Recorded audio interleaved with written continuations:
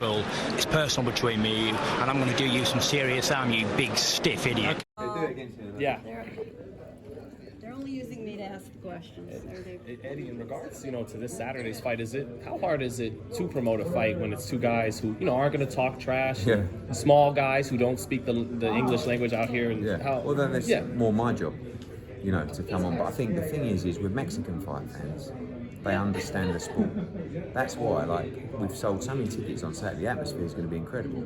But people respect the sport and they understand it. Also, for Nicaraguan fight fans, although there's going to be a huge sort of Mexican support there on Saturday, at the same time, the Mexican fans also support and respect Roman Chocolatito Gonzalez. So I just think that, I never like to say to people, do this, do that, say that. Be yourself, be real, right? And with these guys, you imagine me going up to Chocolatito saying, right, what I used to do is go up to Cesar Martinez and put your head on him. He's going to go, oh no, thank you, oh, no. So you have to respect the legendary of Chocolatito.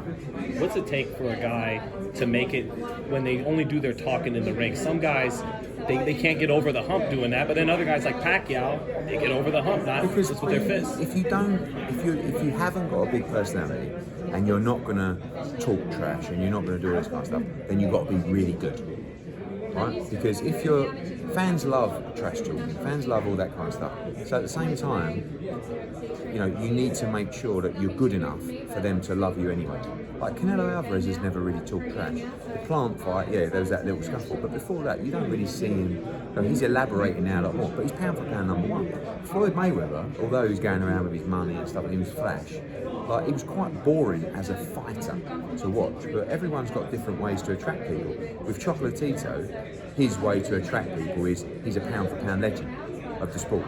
Doesn't need to talk trash. In fact, I like the fact that he's so respectful and he's a role model and he's an ambassador for the sport. What Julio Cesar Martinez has got to be careful of is that he doesn't fall under the spell of Chocolatito, almost like Chocolatito. Because I know, growing up, Julio Cesar Martinez would have looked at Chocolatito like he was a god. He's got to just have no respect for him on Saturday and do what he does. And it's going to be an amazing experience to watch this fight, because for 6 rounds it's going to be an absolute war, and if it goes past 6 rounds, I believe Chocolatito becomes a favourite in the fight, but he could get knocked out along the way. But Martinez will not stop trying to knock Chocolatito out on Saturday, and he will go for it. But Chocolatito is so well schooled, so experienced, and I feel that he's very, very confident going into this fight, because he just thinks he's too good for Julio Cesar Martinez. I know Martinez is your fighter. Do you think though he wins? I know you. So it sounds like you got Chocolatito late, Martinez early. Something like. Do you think the speed will be the difference for Martinez? Younger, faster guy. I think that the advantages for Chocolatito is experience, ability. He can punch as well. He's probably a bit bigger than Martinez, who is a flyweight, but. The benefit for Martinez is youth, power, unpredictability. He's quite awkward. He sort of switch stances, then he fights square on, and all this kind of stuff.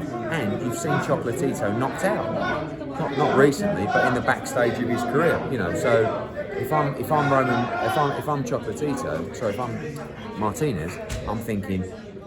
I'm going to knock him out, and that's the only thing he'll be thinking about doing. He won't be thinking about how point me. He's crazy, this kid. But I'll tell you what, you're going to see an absolutely thrilling fight. Do you think Bam Rodriguez should close the fight in the winner of this fight? Bam Rodriguez might beat them all, Chocolatito included. But that's a big ask, and we'll see. But Chocolatito looks really well. Do you know what I mean? He doesn't look old. He looks like he's had a great training camp. But we'll see. One thing we'll see is if he can still handle the power, because Martinez will be letting them fly on Saturday. How are ticket sales? Do you still Really have good. any We'll ticket get. sales Yeah, we do have tickets available. I think we're going to have 8,000 in there, which is incredible. I've never done a show in San Diego before. I know you're from the area. It just seemed to make sense, and originally, what the crazy thing was, it was Chocolatito against Estrada. Tickets were selling really well, and then we put Martinez in, and we said, guys, anyone that wants a refund, we understand.